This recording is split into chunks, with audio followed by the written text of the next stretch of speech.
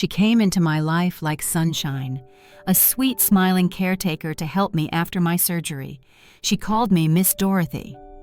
She held my hand, and then, with that same sweet smile, she tricked me into signing away my home. She told me I was confused, that I'd forgotten, that the house was hers now. But she made one mistake. She underestimated my husband. He was a quiet man, a tinkerer, and years ago he hid a secret inside his old radio, a camera, an eye that never blinked. She thought she was erasing a helpless old woman. She had no idea she was being recorded. My name is Dorothy Caldwell. I am 81 years old, and this is the story of how I lost everything and then found something even more powerful. Not money, not status, something quieter but far more enduring. My dignity. I live alone now. I have a small apartment with a view of the woods, and most days I sit by the window with a cup of tea, watching the light shift across the floorboards. It's peaceful. So peaceful, you might never guess the storm that once raged inside these bones. Not long ago, I was in a very different place. Physically, emotionally, spiritually. I had just come out of surgery and couldn't even make it across the room without help. My world had shrunk to 4 walls and the kindness of strangers.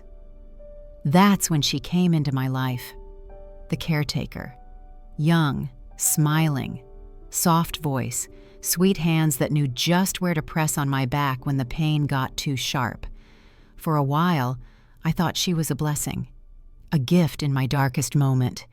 But not all gifts come wrapped in kindness. Some wear masks, and some take everything while you are too weak to hold on. This is not just a story about betrayal. It's a story about memory, about love that lives beyond the grave, about one small machine that never blinked, and the man who left it behind to protect me. He always said he was a little paranoid. I used to laugh at him for tinkering with old gadgets and hiding things in plain sight. But when the moment came, and I had nothing left, not even my name on the deed to my own house, it was his voice I remembered, his hands I trusted, and his old radio that saved me.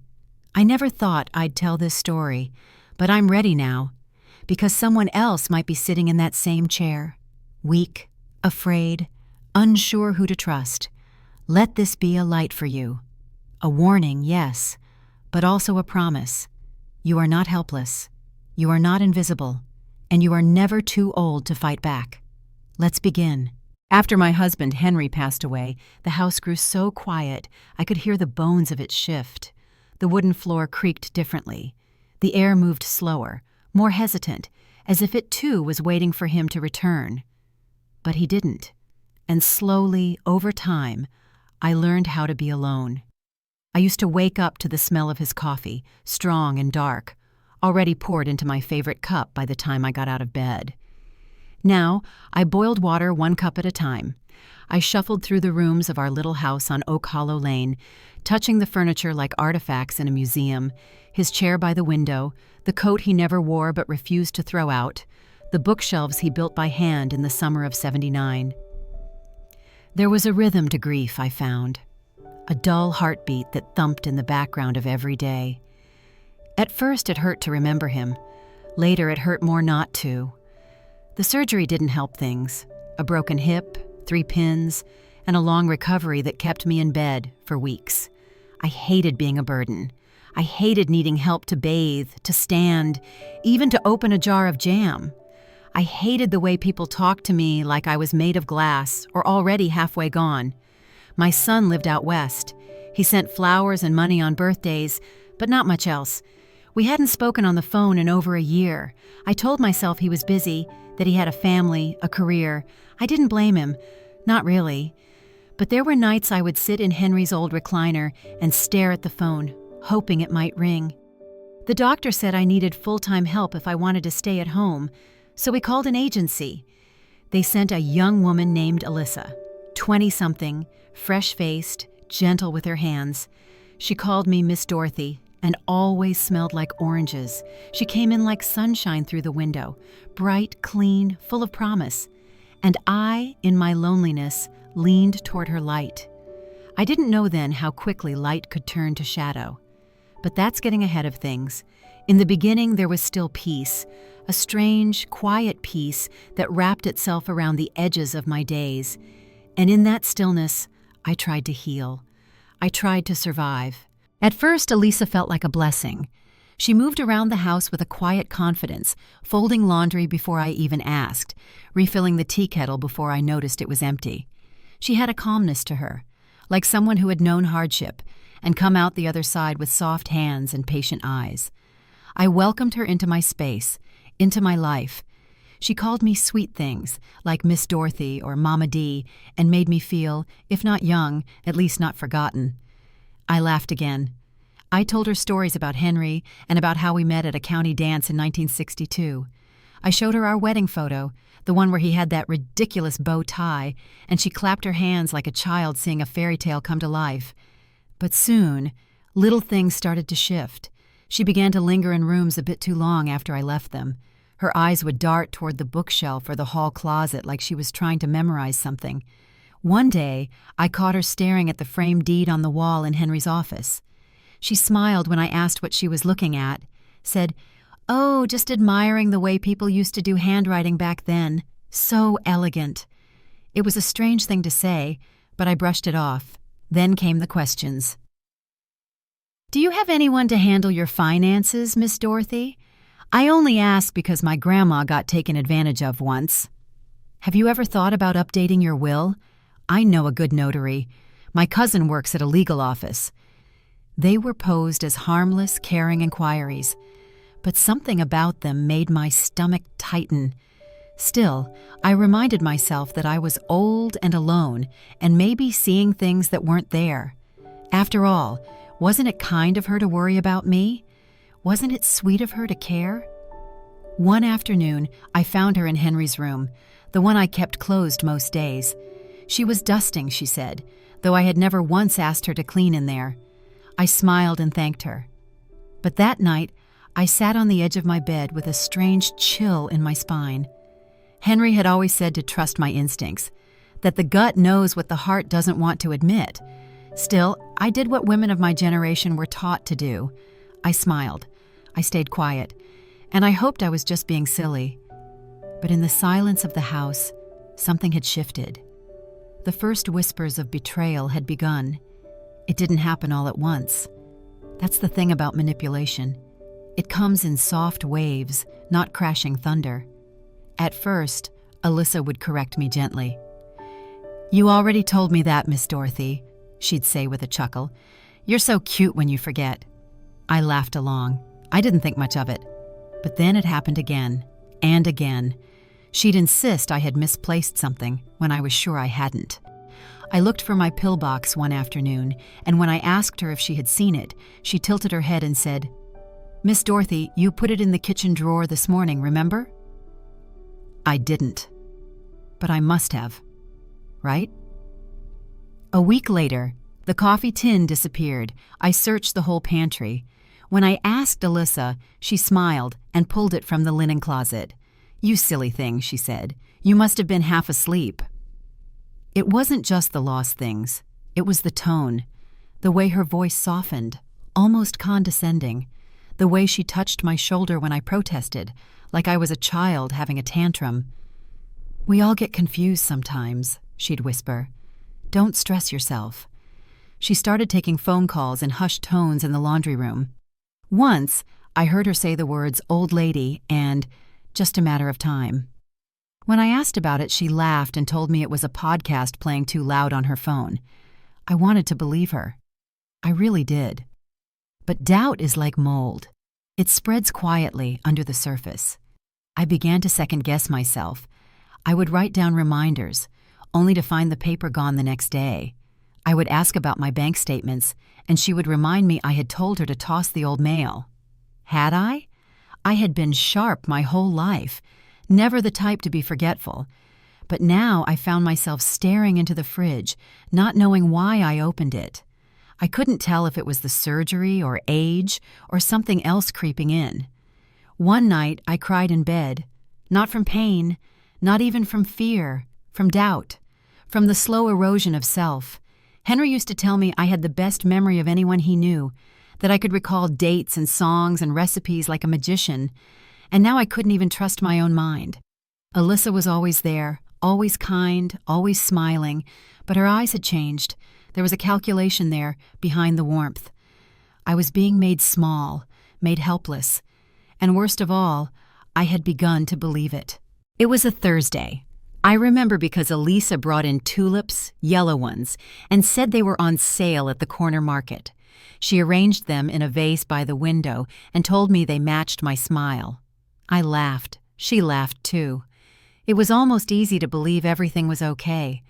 Then she pulled out the folder. "I brought some forms for you to look at," she said. The agency updated their insurance policy. Just some standard medical paperwork, nothing serious. She sat beside me on the sofa, the folder resting across her lap, the way a mother might hold a bedtime book. The papers were thick, several sheets long, and she began flipping through them one by one. "Here's the part about emergency contact. You can still list your son if you want. And this just confirms home safety procedures." Her voice was calm, reassuring. I squinted at the pages, but my eyes weren't what they used to be. The letters blurred together, lines swimming on the paper. Alyssa pointed to the bottom. "Just your signature here, and one more right here." She had already marked the spots with sticky notes. I hesitated. "Shouldn't we call the agency first?" She smiled, that warm, unbothered smile. "Oh no, they said it's just a formality. I already checked it all with them." She handed me a pen. My hand trembled as I signed. Once, twice, 3 times. "You're all set," she chirped, sliding the folder shut. "Now you can rest easy, knowing everything's in order." She made me a cup of tea, lemon and honey. I drank it slowly, wondering why my chest felt so tight. That night, I couldn't sleep. Something about the way she had held that folder, the way her eyes tracked my pen with such quiet intensity. I told myself I was overthinking again, that I needed rest, that she had been nothing but good to me. But somewhere deep down, something screamed. It wasn't just standard paperwork. I had signed away something I could never take back. The next morning, I awoke to silence, the kind of silence that doesn't feel peaceful, but hollow, like something had been taken in the night and left a cold space in its place. Alyssa wasn't in the kitchen. No kettle humming, no toast popping, just the stillness. When she finally walked in, she didn't carry her usual cheer. She didn't ask how I slept. She walked past me and began gathering her things, her tote bag, her phone charger, a manila envelope from the bookshelf. "Are you going somewhere?" I asked. She didn't look up. "Oh, I won't be coming in as much. Things are different now." I tried to press her gently. "What do you mean? Is something wrong?" She finally turned, and the expression she wore was one I had never seen before. Not on her, not on anyone I had trusted. It was smug. "You really don't get it, do you?" she said, tilting her head like I was a slow student. "You signed it, Dorothy. It's done." My heart pounded. "Signed what?" She shrugged. "The transfer. The house is mine now." I stared at her. My mouth opened, but no words came out. I could feel my knees weakening, my hands trembling. "Don't look so surprised," she said. "You needed someone to take care of you. Now you won't have to worry about bills or paperwork or any of that anymore. It's all taken care of." I whispered, "You lied to me." She gave a small, cold laugh. "I helped you. I made your life easier." I wanted to scream, but no sound came, just the quiet hum of the refrigerator, the ticking of the clock. "I'll still stop by once in a while," she said casually, "but I'll be busy. I have plans. Might do some renovations. This place has potential." She walked to the door, not bothering to look back. And I, the woman who once danced barefoot with Henry in this living room, stood frozen in my own house, a ghost in someone else's dream. That was the moment I broke. Not from anger, not from betrayal, from helplessness. She had taken everything, and she had done it with a smile. I don't remember sitting down. One moment I was standing by the door, watching her leave, and the next I was on the couch, hands in my lap, staring at the floor like it had betrayed me too. The house was no longer mine. The very walls that had heard my wedding vows, my lullabies, my whispered prayers, they didn't belong to me anymore. I felt unmoored, like the floorboards might lift and drop me through the earth. I didn't cry at first. It was too big for tears. Grief is something you can measure. Loss, though, loss this kind, it is a different creature. It swallows your name. I sat in that silence for hours, maybe longer. The clock ticked on. Somewhere a car door slammed. Somewhere a dog barked. The world moved. I didn't. When night came, I didn't turn on the lights. I stayed in the dark. Darkness was honest. It didn't smile at you and take everything you had. I heard her voice again and again. "You signed it, Dorothy. It's done." And my own voice, quieter than a breath. "You lied to me." It echoed, over and over, until it no longer felt like a memory, but a sentence being handed down. I tried to call my son. I held the phone in my hand and stared at his name in my contact list. But what would I say? That I had been tricked? That I had signed away his inheritance? That I wasn't as sharp as I used to be? I couldn't do it. I pressed the phone to my chest and closed my eyes. In that moment, I felt smaller than I had ever felt in my life, like I had been packed away, folded and shelved in some forgotten attic of the world. And for the first time since Henry died, I was afraid. Not of death, of disappearing, of becoming nothing more than a memory in a house that no longer remembered me. Days blurred. I lost track of whether it was morning or evening, Monday or Friday. The curtains stayed drawn, the kettle collected dust. I moved through the house like a visitor in a museum, afraid to touch anything, for fear it might confirm I didn't belong there anymore. I avoided mirrors. I didn't want to see what was looking back at me. Alyssa still came by sometimes, not to help, but to collect mail, check on her property, to hum quietly as if nothing had happened. She acted like she was being generous, letting me stay a little longer. I nodded when she spoke, smiled when she dropped off groceries. I played the part of the good, quiet woman, the harmless one, the one who couldn't possibly fight back. Inside, I was hollow. I stopped calling my son. I stopped writing in my journal. I stopped opening the blinds. What was the point of light when it only shined on things that no longer belonged to you? I thought about Henry, what he would say.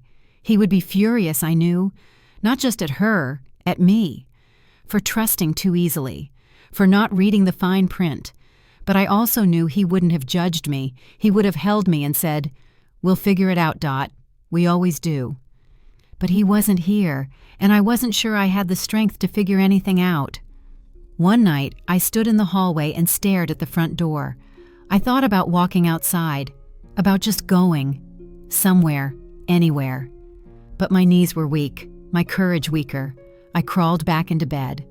I listened to the sound of my own breath and tried to imagine what it would feel like if it simply stopped, if everything just faded. But even in my lowest moment, something small, something buried deep, held on. A whisper, a memory, a tiny flicker that refused to go out. I didn't know what it was yet, but it was there, waiting. When you become a mother, you learn to subtract yourself, quietly, willingly, not out of resentment, but out of instinct. I used to work double shifts at the diner just to afford piano lessons for my son. I remember packing his school lunches in brown bags while my own stomach rumbled. I told him I was on a new diet. He never questioned it. One winter, the heater broke, and we didn't have the money to fix it. I layered blankets over his bed while he slept and told him it was a snow fort. I watched him smile in his sleep, not knowing I was curled in the hallway, wrapped in a coat, too cold to move. When Henry was still alive, we agreed. The boy came first. Vacations could wait. New clothes could wait. Our dreams could wait. And they did, for decades. I never regretted it, not once. I loved being his mother. I loved giving him everything I had. But sacrifice is strange. It is invisible when done well. When you do it right, no one notices. No one claps. No one says thank you. They just grow. They thrive. And one day, they forget the ground they sprang from. It isn't cruel. It's just life. Still, in those dark days after Alyssa took my house, I started to remember all the little pieces I had given away, not with bitterness, with awe, with a kind of wonder at how much love can cost and how quietly it is spent. I began to write down small memories, scribbles on old receipts, napkins, anything I could find. The time he broke his arm and I slept on a plastic chair beside his hospital bed. The time he forgot his lines in the school play, and I stood in the back, mouthing every word to help him through. The time he asked if we were poor, and I told him, "No, sweetie, we just believe in making things last." I did make things last, even when no one saw, even when no one remembered. And somehow, in remembering all I had once endured, a part of me began to return. It was the winter of '91. The snow came early that year, thick and mean, the kind that turns streets to rivers and knocks the power out before you even realize the lights have dimmed. Henry had just been laid off from the mill. I was waitressing full-time, and our savings were already thin. Our boy was 12, full of wild dreams and questions we couldn't always answer. That was the year he got sick. It started as a cough, but it didn't go away. The doctors called it an infection, then a complication.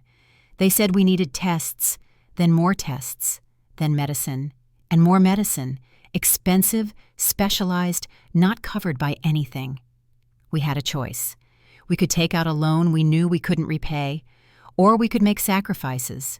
I had an appointment coming up. My own, a mass in my side. Small, maybe harmless, but the doctor wanted scans, wanted answers. We didn't have the money for both. I didn't hesitate. I canceled the appointment. I told Henry it was probably just a cyst. I told the doctor I would reschedule. I never did. We put everything into our son's care. We scraped together enough to keep him warm, fed, medicated. Henry picked up odd jobs. I added extra shifts. We survived. And he got better. To this day, I never told him. He never knew. I didn't want him to carry it. But sometimes I wondered what would have happened if that mass had been something more, if it had grown, if I had waited too long. I think part of me wanted to believe that love could protect us, that what we gave would return to us in the end. It didn't. Not in the way I expected. But it did make something clear. There is a kind of love that is quiet and total, a love that erases itself to let someone else stand taller. That winter taught me what I was capable of. And decades later, when everything was taken from me, I remembered I had survived worse, and I had done it without asking for a single thank you. The years that followed that winter were quiet. Our son recovered. Henry found work again. I went back to waitressing. Life picked up, stitched itself back together, one slow seam at a time. But something inside me never fully healed. There were days when I would feel a sharp pain in my side, deep and low, like the ghost of a question that had never been answered. I would press my hand there and pretend it was just a cramp, just a twinge, just age. I never told anyone. And not just about the pain.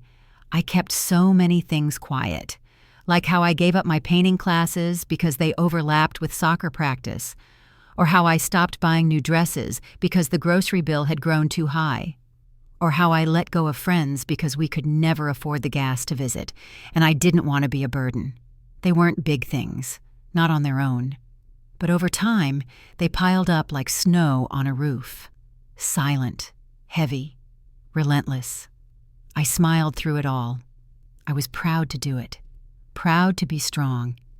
But the cost was there, worn into my bones, written in the curve of my back, the tremble in my hands, the way I sometimes forgot how to want something for myself.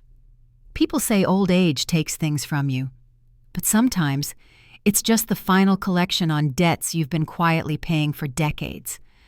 I never regretted my choices, but I began to wonder, had I become so used to giving everything away that I didn't know how to hold on to what was mine? Maybe that's how she got in. Maybe that's how Alyssa found her way into the cracks. I didn't think I was worth guarding, until she took what I hadn't realized I still treasured. And then, the ache in my chest became sharper than the one in my side. It wasn't just about the house, it was about being erased, and I was not ready to disappear. It happened on a Tuesday. I remember because it was laundry day, and the living room smelled faintly of fabric softener and old wood. I was sitting in Henry's recliner, the one with the worn armrest and the creaky footrest that never quite locked. The house was quiet, too quiet. I looked across the room and saw the old radio. It had sat on the nightstand for years, dusty and silent. Henry had loved that radio, said it had a warmth to its sound that modern gadgets could never match. I used to tease him about it, called it his third child. But in that moment, I remembered something else. His words, spoken softly one evening after we had both grown older, and he had begun tinkering more than talking. "If anything ever happens, Dot," he said, "that little radio will help you hear the truth." I had laughed then, brushed it off. But now I stood up, slowly, painfully, and shuffled across the room. My fingers traced the radio's face, then slid underneath. And there it was, a small panel, not part of the original design. Inside, nestled behind a cover of wires and worn cotton lining, was a memory card, a camera. I didn't understand all of it right away, but I knew enough. Henry had always been a bit paranoid, not in a loud way, quiet, careful, thoughtful. He worried about what would happen to me if he left first. He said the world wasn't kind to old women, and he was right. I sat back down, card in hand, heart pounding. I stared at it for a long time. Then I called Sarah. She was my neighbor, 74, sharp as a tack, the kind of woman who still mowed her own lawn and argued with the news on TV. I trusted her. "I need help," I told her. "But I need you to keep this between us." She came over with her tablet and a sense of urgency I hadn't seen since the neighborhood flood of '98. Together, we watched. And there it was, Alyssa, sitting on my couch, placing the papers in front of me, guiding my pen, smiling the whole time. There was no denying it, no room for confusion. I had proof of the lie, proof of the theft, proof that I wasn't losing my mind. My hands trembled, but I felt stronger than I had in weeks. Henry had protected me, and now I had a weapon, not of violence, of truth. The next morning, I woke before sunrise. There was a different kind of weight in my chest now. Not grief, not fear, purpose. I went to the cabinet where Henry used to keep his old radio manuals and repair tools. He was meticulous, always labeling everything in tidy print. I ran my fingers along the spines until I found a small red binder labeled simply, "Emergency." Inside were notes, diagrams, instructions for accessing the camera, passwords, even a diagram for how to transfer footage to a computer or tablet. He had thought it all through. And suddenly, I understood. The radio wasn't just a comfort. It was a shield, an eye. Henry hadn't trusted the world to be kind to a widow with shaky hands and a soft heart. He had known that sometimes people wear smiles like masks. And he had left me something better than a warning. He had left me a way to fight. I spent that entire day cataloging what I had.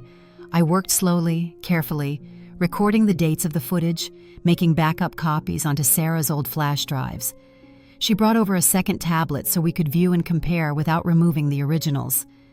We didn't speak much. There was a reverence to what we were doing, like handling a sacred truth no one else had seen. And as we watched the footage, Alyssa's voice, her gestures, her smug smile as I scribbled my name across those pages, something in me grew steel-like. the Dorothy I had been for most of my life, gentle, yielding, trusting. She stepped back, not vanished, but standing just behind a newer version of me, one that had always been there, waiting. This new Dorothy didn't tremble. She didn't apologize. She planned. She organized every bit of data, every second of evidence, labeled folders, copied and secured files. She used the same hands that had once bandaged scraped knees and packed lunches to now build a fortress. Because Elisa had underestimated me, she thought I was alone. She forgot about Henry. She never saw the radio, and she never imagined I would have the strength to rise. But I had, and I was just getting started. Henry was never one for flashy things. He didn't care much for gold watches or new cars. But give the man a broken transistor or a dusty reel-to-reel, and he'd light up like a boy on Christmas morning. He called it preserving the heartbeat of machines. Our garage had long ago turned into a miniature workshop. Coils of wire, soldering irons, circuit boards stacked beside paint cans. To outsiders, it looked like clutter. To Henry, it was sacred. He always believed the old ways held something special. Radios that needed tuning, clocks that ticked with real gears, things made by hands, not molded by machines. It was after his first heart scare that he started building the radio. "Just in case," he said, when I asked why he was tinkering with something so obsessively. "You're too trusting, Dot. You always see the good first, and the world doesn't always deserve that." He spent weeks on it, took an old tabletop Zenith model and gutted the insides, fitted a miniature lens where the tuning eye used to glow, wired it to a hidden card reader, made sure it could run silently for months at a time. "It'll record anything in the room," he told me, "as long as it's plugged in." I rolled my eyes. "You sound like a spy." "Better safe than sorry," he said, tightening a tiny screw with his usual precision. I hadn't thought about it again. Not for years. Until now. Now I realized it wasn't paranoia. It was foresight. Henry had known he wouldn't always be here, but he wanted to leave something behind that could watch when I no longer could. And he knew me. He knew I'd be slow to believe anyone could be cruel, so he gave me proof. Not to use against just anyone, not to make me live in fear, but to give me one last bit of power when the rest had been stripped away. That radio wasn't just a machine. It was a love letter. It was a shield. And now it was my sword. It took me 3 tries to dial his number. Lucas Hawthorne, a name I hadn't said out loud in nearly a decade. He had been Henry's best friend since their Army days, and our lawyer through every will, insurance claim, and contract we ever signed. Lucas had retired some years back, but I knew he still kept an office downtown for select clients, and I knew I was one of them. I took a deep breath before pressing the final digit. The phone rang twice. "Hawthorne!" came the voice on the other end, gruff, alert. "Lucas, it's Dorothy Caldwell." A pause, then a shift in tone. "Dorothy, my God, it's been too long. How are you holding up?" I swallowed. "Not great. I need help."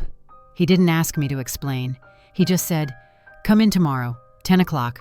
Bring everything."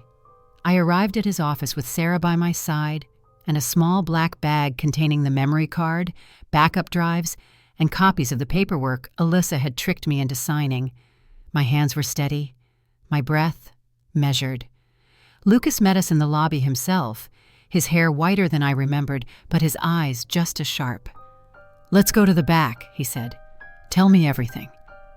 We sat across from him as I laid out the story. Every detail, every hesitation, every gut feeling I had ignored. When I showed him the footage, he leaned forward, his face set in stone. "This isn't just immoral," he said when it ended. "It's criminal. Fraud, elder abuse, coercion. You have her, dead to rights." "Can we take the house back?" I asked, barely daring to hope. "With this?" "Not only can we take it back, we can make sure she never does this to anyone else again." His confidence wrapped around me like a warm coat. For the first time in weeks, I let myself breathe. "We'll start by filing a motion to void the deed," he said. "It'll freeze any attempt to sell or alter the property. Then we bring in the police. You think they'll believe me? He looked at me gently. They'll believe the camera. I left the office that day with a folder of next steps and a quiet strength humming in my chest. Elisa had taken my trust. Now I was taking back everything else. Lucas worked quickly. There was no time to waste. The very next morning, I sat in his office as he walked me through a stack of papers thicker than the ones Elisa had handed me. This time, I read every line, slowly, out loud. He made sure of it. First came the motion to void the property transfer. It outlined the coercion, the forged nature of consent, and the supporting evidence, including the footage, the timeline, and my sworn statement. Lucas made copies of everything. He also filed for an emergency injunction to prevent Elisa from making any changes to the property or accessing financial accounts tied to the deed. He explained the law to me in plain English. Fraud in the inducement, he said. She made you sign under false pretenses. It's not binding. We filed a police report. Sarah came with me to the station, holding my hand like a mother does with a child crossing a busy road. The officer who took my statement didn't look surprised. Saddened, maybe, but not surprised. We see more of these cases than you'd think, he said, shaking his head. But we rarely get such clean evidence. Whoever wired that camera, they knew what they were doing. He did, I said quietly. He really did. Lucas also filed a petition with the court for restitution, a formal demand that Elisa return anything she may have taken beyond the house itself, financial documents, personal property, and any future claim she might try to make. Then came the part I hadn't expected. Lucas reached into his drawer and pulled out a will. Mine. Henry and I drafted this years ago, I said. Why bring it out now? Because if we're cleaning house, we're doing it thoroughly. You need updated protections. A new will, a revocable trust, durable power of attorney documents that can't be manipulated. We spent the rest of the day rewriting my future, word by word, clause by clause. Lucas moved with care, but with force, like a surgeon. By sunset, everything was filed. Everything was real. Elisa had spun her web with lies and charm, but I had woven mine with law and truth, and the foundations of my new life were stronger than she could ever imagine. Once the legal documents were secure, we turned to the money. Lucas and I sat down with a financial advisor named Grace, a silver-haired woman with eyes like polished steel. She was calm, methodical, and didn't blink once as I told her what had happened. "We'll lock it down," she said. "Every cent." First, we froze the joint account that Elisa had once helped me access to pay household bills. Then we moved my savings into a new trust, one only I could touch, with Lucas named as co-signer for any major withdrawals. We reviewed every monthly statement, every line item. There were a few things I hadn't noticed: online purchases I never made, a utility bill that had been strangely high, a small check made out to cash. Grace flagged them all. "You've been slowly siphoned," she said. "Little amounts, spread out, enough to go unnoticed, but it adds up." We closed the credit cards and opened new ones in my name only. We canceled all automatic payments and changed every PIN. Lucas drafted a statement barring Elisa from any authority over my affairs, and Grace sent notices to the bank and the utilities. Every door she had crept through was now locked. Lucas also helped me set up a digital vault, an encrypted folder that held scans of every important document: my new will, the police report, the footage, notarized affidavits. "If anything ever happens again," he told me, "you press one button, it all goes to the authorities." Sarah came over that night and helped me shred every piece of outdated paperwork. We burned the trash in her fire pit. It felt ceremonial, like shedding skin.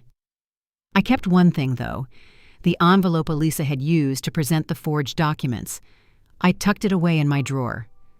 Not as a keepsake, as a reminder. She had built her scheme on the assumption that I would never look too closely, Never question. Never act. She was wrong. My accounts were secure, my assets protected, and my silence was over. With the legal groundwork solid and the financial protections in place, there was only one thing left to do: prepare for the storm. Lucas was clear. She won't go quietly. People like her rarely do. So I began gathering everything. Every photo, every timestamp, every conversation I could remember. Sarah helped me draft a chronology, detailing the weeks leading up to the signing and what changed after. We combed through my journal. I had written down more than I realized, little notes about odd conversations, strange behaviors, minor red flags that didn't make sense at the time. Lucas collected character references, former neighbors, the nurse who treated me after surgery, the pastor from our old church, people who could speak to my history, my integrity, and my state of mind. We prepared a formal affidavit outlining my experience, supplemented with the video footage and a timeline of Alyssa's employment. The more complete the picture, Lucas said, the harder it is to paint you as confused or unreliable. I also sat for a psychological evaluation, voluntarily. It was nerve-wracking at first, but the doctor was kind, sharp, but kind. "You're not just competent, Mrs. Caldwell," he told me. "You're exceptionally lucid." Lucas smiled when he read the report. That's gold. We sent copies to the state attorney's office and to the Elder Protection Division. There would be hearings, interviews, maybe even media attention. "Are you ready for that?" Lucas asked. I thought about it, about the looks, the whispers, the headlines. Then I thought about every moment Alyssa had stood in my kitchen, smiling, pretending. "Yes," I said, "I am." The house was cleaner than it had been in months. Not just physically, energetically. The air no longer carried the weight of shame. It felt like mine again. I changed the locks. Sarah helped me install a security system. We even placed a little camera of our own near the front door. "Henry would be proud," she said. "He already is," I whispered. By the end of that week, every step had been taken, every defense raised, every truth documented. All that remained was to pull the final lever, to cross the line from defense to justice. It was a Sunday evening when I sent the email. Lucas had drafted it, short, direct, and final. It included the police report number, copies of the video footage, the psychological evaluation, and the motion to void the deed. We addressed it to 3 people: the Elder Abuse Unit of the County Sheriff's Department, the fraud investigator at the District Attorney's Office, and Alyssa herself. I hovered over the send button for a moment longer than I needed to. Then I clicked. Just like that, it was done. The silence in the room was deafening. No alarms, no bursts of light, just the quiet certainty that life had shifted, that something irreversible had begun. I stood up, walked to the kitchen, and made myself a cup of tea. Chamomile, no honey. My hands were steady. Sarah sat beside me at the table, watching the steam rise from our mugs. "You did it," she said. "Not yet," I replied, "but I started." We didn't say much else. There was a sacredness to the moment, the way the world seemed to pause, holding its breath. The next steps would come quickly now. Investigators would be assigned. Court dates would be scheduled. Alyssa would receive the notice, open the files, and know without question, I wasn't confused. I wasn't broken. And I wasn't afraid anymore. The trap she had set was now collapsing around her, piece by piece. I thought of Henry. I imagined him sitting across from me, radio humming quietly beside him, eyes twinkling with pride. "Well done, Dot," I could almost hear him say. "You were always stronger than you thought." Outside, the wind moved through the trees. Inside, I took another sip of tea. There was no going back now, and I didn't want to. It started with a declined card. Alyssa's boyfriend, or maybe it was her brother, she had never been clear, tried to buy gas late Monday night. The pump screen blinked twice, then displayed a message he wasn't expecting. Transaction denied. He tried again. Another card. Another denial. Back at their apartment, she paced the kitchen in bare feet, staring at her phone. She opened her banking app and saw it. The balance frozen, a red banner across the top, account under investigation. Then came the knock. A courier delivered a manila envelope with her name on it. Inside, copies of the police report, the footage, a cease and desist letter from Lucas, and a formal notice of motion to void the property transfer. Her hands shook. She called the number listed at the bottom of the legal documents, Lucas's office. When the assistant answered, Alyssa tried to sound calm. "This is all a misunderstanding," she said. "She wanted me to help her. She asked me to handle things. I was doing her a favor." The assistant didn't respond. She repeated herself, louder now. "I took care of her. I was the only one there." The assistant replied, gently but firmly, "You'll need to speak to your attorney." Click. She called me next, 3 times. I didn't answer. The 4th time, she left a message. "Dorothy, please, we can talk about this. I didn't mean for things to get out of hand. Just call me back. Please." She didn't sound angry. She sounded afraid.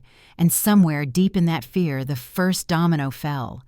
The world she thought she had built on stolen trust and hidden lies, it had started to crumble. And there was no stopping what came next. Alyssa's sister Tasha lived 2 cities over. She had always believed her younger sister was destined for something bigger than caregiving. Tasha bragged about Alyssa's entrepreneurial spirit, the way she was helping some old widow sort her estate. That changed the moment Tasha received a call from their shared credit union.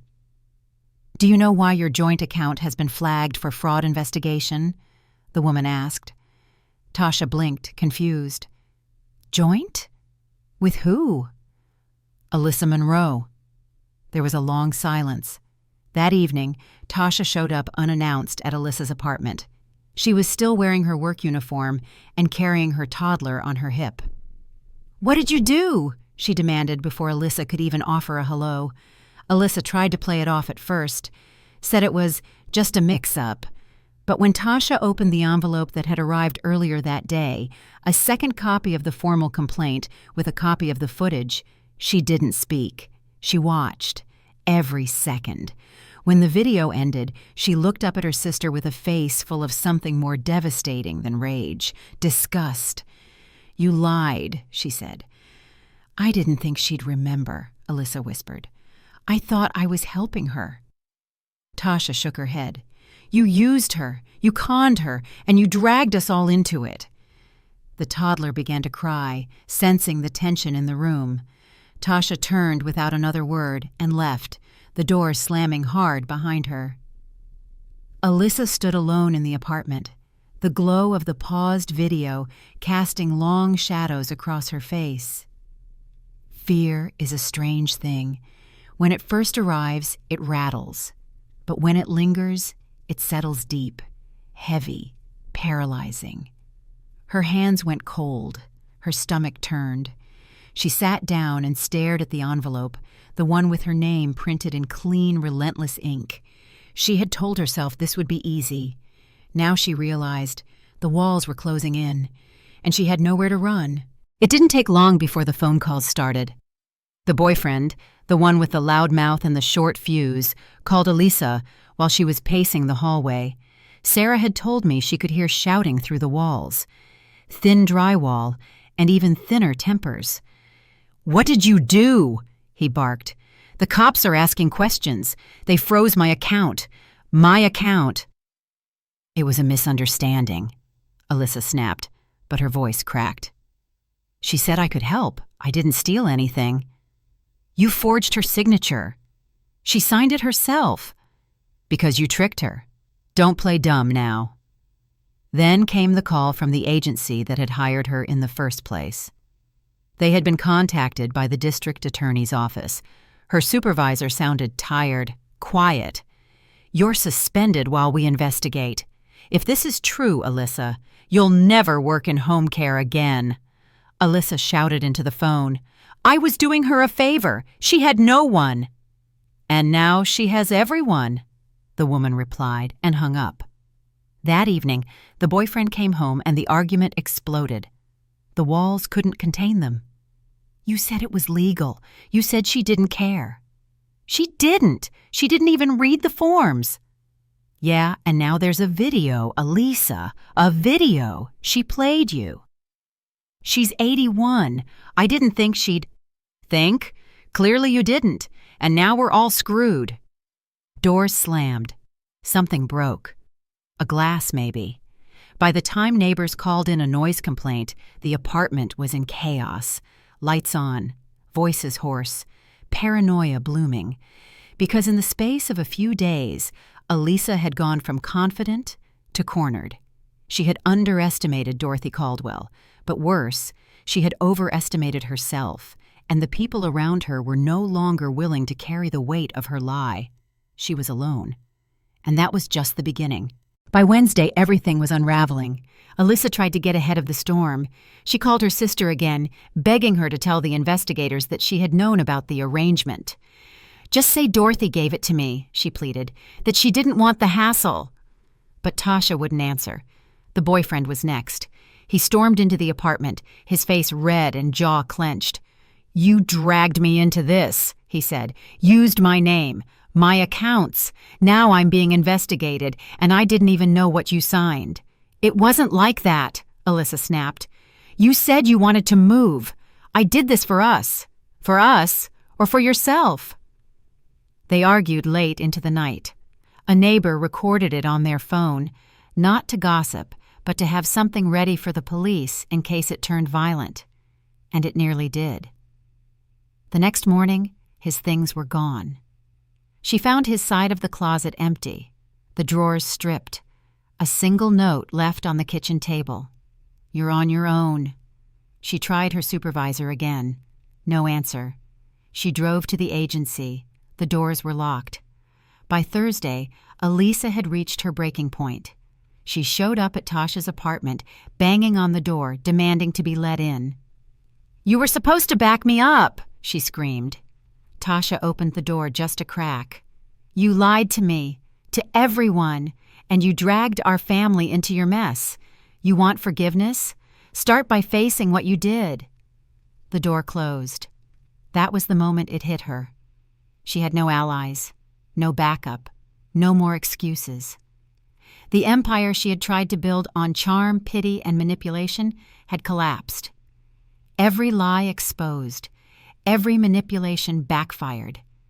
And standing in the rubble, with nowhere left to turn, was the woman who had thought she was too clever to ever fall. But she hadn't counted on the one thing she couldn't fake: truth, and the quiet, steady strength of a woman who refused to be erased. She came to my door just after dusk. Sarah had just left for the evening, and the house was quiet again, just me and the soft ticking of the hallway clock. I heard the knock before I saw her. 3 slow taps, not the firm rhythm of a friend. I opened the door a crack. Elisa stood on my porch, hair unbrushed, eyes puffy, hands clasped like a child caught stealing. "Dorothy," she began, her voice trembling. "Please, can we talk?" I didn't open the door any wider. "About what?" I asked. "I know it looks bad. I know you're upset. But I didn't mean to hurt you. I thought I was helping. I thought you wanted me to take care of things." I said nothing. She took a step forward, and I placed my hand on the door. "Please," she whispered. "This has all gotten so out of hand. I lost my job. My bank accounts are frozen. My sister won't talk to me. People think I'm some kind of monster, but it wasn't supposed to be like this." I looked at her and saw no strength left in her body, just desperation. "I can give it back," she said quickly. "The house. I can sign whatever you want. Just drop the charges. Just make it stop." I took a deep breath. "It doesn't work like that anymore." She tried again. "You don't have to ruin me. You were like family to me. I cared for you. Doesn't that count for something?" I stepped back and looked her in the eyes. "You cared about what I had, not about me." Her face crumpled. "I'm sorry. she said. "I really am." "Then go," I said softly, "and let the truth finish what you started." I closed the door. She didn't knock again, and I didn't cry, because this time I wasn't mourning a loss. I was standing in my strength and watching the lies retreat into the night. The official notices started arriving one after another. The credit union sent a letter confirming Alyssa's account had been flagged and closed. Charges were being investigated. A separate envelope from the Department of Social Services informed her she was under review for elder exploitation, a formal investigation that could strip her of any professional certifications. But that was only the beginning. Her landlord posted a late payment notice on the door in bright red ink. Rent was due. Grace periods were over, and with no job, no income, and her name flagged across systems, there was no safety net to fall back on. The car she had leased under her name was repossessed in the middle of the night. Neighbors saw it being towed while she stood in her slippers on the sidewalk, shouting into the darkness. Credit cards were canceled, loan applications denied. Her name now appeared on internal fraud watch lists, shared quietly between banks and agencies. Tasha refused to co-sign anything. "You made your mess," she told her flatly. "You live in it." Even her phone plan was disconnected within a week.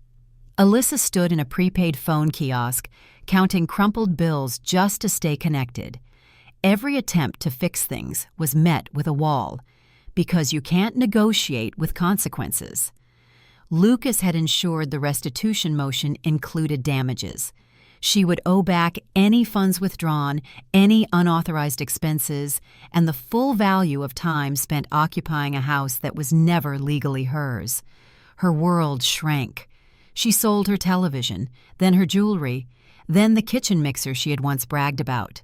The apartment was dark most nights, cold, quiet. She had believed herself clever, capable, even generous. But now the balance had come due, and it wasn't just dollars she had to pay. It was trust, and that kind of debt never clears easy. Act 4.7. The Social Collapse. Before the investigation, Alyssa had been the picture of charm. She smiled at neighbors, offered to carry groceries, lent out sugar and unsolicited parenting advice. People waved when she walked by. Children waved back. But small towns, even quiet suburbs, have long memories. Word spread faster than fire. The footage was never made public, but the whispers were louder than any recording. She took advantage of an old woman. She stole a house. There's a video, you know. At the market, the cashier who once asked about her weekend now rang up her items in silence. At the library, the assistant who used to sneak her extra renewals said nothing when she handed back her card. Mothers pulled their kids closer. The hairdresser canceled her next appointment. The gym didn't return her messages. At church, she was asked not to volunteer until her situation was resolved. Even online, the fallout followed her. Her name appeared on neighborhood forums. Local Facebook pages warned against hiring her for caregiving. One post simply read, "If she'd do that to Dorothy Caldwell, she'd do it to anyone." She tried to defend herself, tried to write long explanations. No one responded. Silence is louder when it comes from every direction. Her face had once been welcome. Now it was a warning. She started wearing sunglasses to the grocery store, walked with her head down, used cash, avoided familiar streets. But you can't outwalk a reputation. She had spent so long curating her image, the helpful girl, the thoughtful caretaker. Now she was a pariah, and no charm could shield her from the truth everyone now believed. She had preyed on kindness, and kindness had finally fought back. The morning I moved out was quiet. Sarah arrived just after sunrise with her pickup truck and a thermos of tea. She hugged me at the door, and for the first time in months, it wasn't a hug of sympathy. It was one of celebration. We packed only what mattered: the radio, Henry's photo, my journals, a few books, the quilt I'd made with my mother when I was 16. Everything else I left behind, not because it wasn't valuable, but because it belonged to another life. Lucas had found me a place. It wasn't grand, but it was mine. A small bungalow on the edge of town with a wraparound porch and a patch of stubborn daffodils blooming near the walkway. When we arrived, I stood in the middle of the empty living room and let the silence wrap around me. No tension, no pretending, no shadows lurking behind sweet voices. Just air, just light, just space to begin again. Sarah opened the windows. Sunlight poured in. The wind carried in the scent of early spring, green and raw and alive. We unpacked slowly. There was no rush, no deadlines. The kitchen shelves were soon lined with teacups and jars of lavender. My bedroom, though modest, felt warm, safe. The sheets smelled of clean cotton. The nightstand waited quietly for my radio. That afternoon, I sat on the porch with a blanket over my knees and watched the world move gently by. A dog barked in the distance. A child rode past on a bicycle. A breeze rustled through the daffodils. Peace isn't always loud. Sometimes it arrives like this, soft, steady, earned. I was 81 years old and just beginning to live on my own terms, not out of obligation, not in fear, but in freedom. And it started with one quiet step away from the wreckage, toward myself. Mornings became my favorite part of the day. I would wake up just before the light reached through the curtains. The radio, Henry's old one, sat on the nightstand, always humming softly with the local news. I kept it more for comfort than content. It reminded me he was still watching over me, in his way. I made tea in silence, moving slowly, savoring the small rituals. The kettle took its time to boil. The steam curled upward like a prayer. I would sit by the window and sip from my favorite cup, watching birds flit between the trees in the yard. It didn't take long to make the house feel like home. Each drawer found its purpose. Each corner softened. I lined the bookshelf with novels I'd meant to read. I painted the mailbox pale blue. I kept fresh flowers in the kitchen, daisies mostly. Sarah stopped by once or twice a week, sometimes with groceries, sometimes just to talk. We laughed more now. We didn't mention Alyssa anymore. I started going for walks, just a block or two at first, then farther. I learned the names of neighbors. I waved at dogs. Every evening I wrote in my journal. Not just what happened, but how I felt, how proud I was for getting through the day, how grateful I was for the quiet. The nightmares faded. So did the guilt. One afternoon, I stood in the hallway, staring at myself in the mirror. I saw an old woman, yes, but not a broken one. I saw someone who had bent but never snapped. Someone who had been betrayed but never abandoned herself. My routine wasn't grand. It was tea. It was sunlight. It was a locked door that only I held the key to. That was enough. That was everything. And for the first time in a long time, I felt safe in my own skin. I was building something new, not just a life, but a sanctuary. But it started with a single skein of yarn. Sarah brought it over one afternoon, tucked beneath a bag of groceries. "I saw it and thought of you," she said, setting it on the kitchen counter. "Didn't you used to knit?" I had. Years ago, when Henry was alive and the winters were long. I had a basket of needles back then, tucked near the fireplace, and I'd made scarves, hats, even a blanket or two. But after his passing, I had packed it all away. The silence of the house had made each stitch feel heavier than the last, but now the silence was different. Not oppressive, but open, inviting. That evening, I found an old pair of needles in a drawer and cast on 12 stitches. My hands remembered more than I expected. Muscle memory guided me where memory faded. Knit, purl, breathe. In the weeks that followed, the rhythm returned. The yarn became rows. The rows became patterns. I made a scarf for Sarah, thick and soft and blue like morning light. I made dishcloths for the kitchen, a throw for the couch, a pair of socks that didn't match but warmed my toes all the same. Neighbors noticed. One asked if I sold them. Another asked for lessons. I laughed, but I said yes. On Thursdays, 2 women from the community center came to my porch with their own skeins and needles. We sat in the sun and stitched and talked. We shared stories. We shared tea. We made something with our hands and found peace in the process. It wasn't just about the yarn. It was about rediscovery, about reclaiming something I'd thought was lost. In every loop, in every stitch, I found parts of myself that had been buried under years of caretaking, grief, and betrayal. I wasn't just making scarves, I was making joy. And with every finished piece, I felt whole again. It happened on a Tuesday. I was at the library returning a stack of mysteries and checking out a book on heirloom gardening. Behind me in line was a girl, maybe 17, maybe 18, clutching a stack of forms and a look that said she was somewhere between overwhelmed and invisible. When her turn came, she asked the librarian quietly if there was a notary on staff. The woman gently shook her head. "Do you need help with something?" I asked before I even realized I was speaking. The girl blinked. "It's for my grandmother. She's in hospice. They gave me these forms, and I don't know what I'm doing." Her voice wobbled. "Come sit," I said.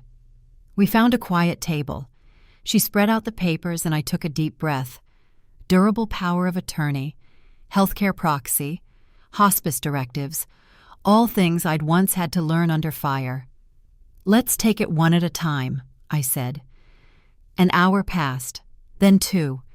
I didn't have all the answers, but I knew where to find them.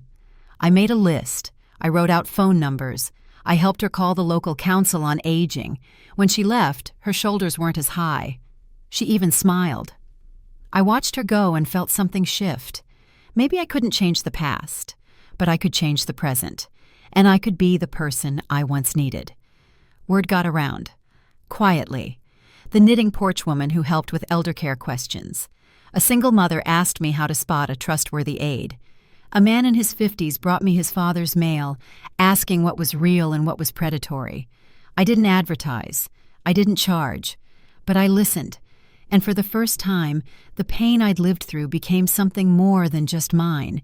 It became a bridge, a way forward, and that felt like healing too. It started small. A thank you card in the mail from the girl at the library, a batch of cookies from the single mother, a folded paper crane tucked inside my mailbox with a note. "You made things easier." Then came the knock at my door. A woman from the local senior center stood on my porch, clutching a clipboard and a hopeful smile. "I heard you've been helping folks sort through elder paperwork. Would you consider joining our new resource committee? Just a few hours a month." I surprised myself by saying yes. At our first meeting, I sat beside a retired nurse and a widowed accountant. We swapped stories, shared advice, and created pamphlets explaining legal jargon in plain English. Someone suggested a hotline. Another offered to teach free classes. We called it Second Light. Within weeks, the library had a small table stocked with our handouts. By the end of the season, we hosted our first community workshop. I wore my favorite cardigan, the one with the daisy buttons. My hands trembled as I took the microphone. But as I looked into the faces of people leaning in, hungry for clarity, for guidance, for kindness, I felt steady. This wasn't just about healing anymore. It was about prevention, protection, power, and the ripple grew. The mayor mentioned our program at a town hall. The local newspaper ran a piece titled, "The Woman Who Fought Back and Paid It Forward." A young caregiver said she'd changed agencies because of what she learned at one of our talks. None of it was loud, none of it viral, but it was real. And every act of service, every conversation, was a quiet rebellion against the kind of silence that once kept me trapped. We were creating something lasting, a legacy built not on pain, but on purpose, and the ripples kept spreading. It arrived on a Thursday, a plain white envelope with no return address, the handwriting shaky, desperate. I knew before I opened it. Somehow, I always knew. It was from Elisa. I sat at the kitchen table, tea cooling beside me, and unfolded the pages.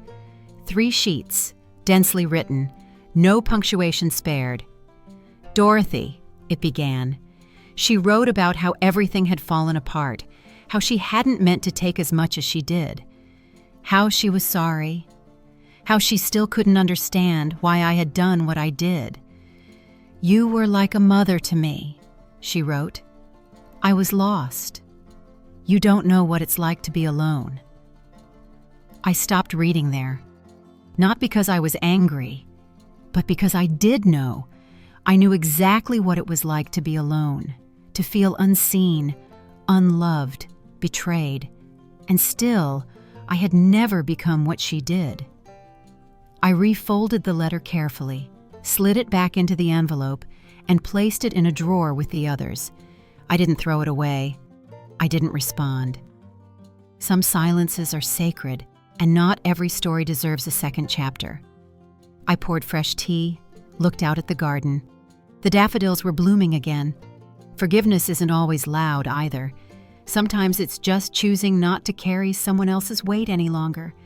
She had sent her final words, and I had given mine long ago. They were simple: no, and then goodbye. The seasons turned. Summer softened into fall, and I found myself watching the leaves turn amber and gold from the porch swing Henry once built. The same swing that now cradled a quilt across my lap and a sleepy cat named Muffin beside me. Peace had become a rhythm, not a destination, but a way of moving through the world. It lived in the stillness of mornings, in the cadence of knitting needles, in the quiet gratitude of people helped without fanfare. I no longer felt the ache of what had been taken. I felt the strength of what I had reclaimed. I was not naive. I knew new dangers would come to others, new Elisas, new schemes. But I also knew the power of one voice, one act, one line drawn with quiet resolve. The world didn't need warriors. It needed witnesses. And sometimes it needed grandmothers with gardens and open porches and stories that say, "You are not weak. You are not alone. You can begin again." I rocked gently as the wind carried the scent of apples through the air. Sarah would be by soon. We had a meeting at the community center about expanding the program, but for now, I sat in the hush of golden light, remembering, breathing, belonging, and with each heartbeat, I repeated the quiet truth I had come to know. I am enough. I always was.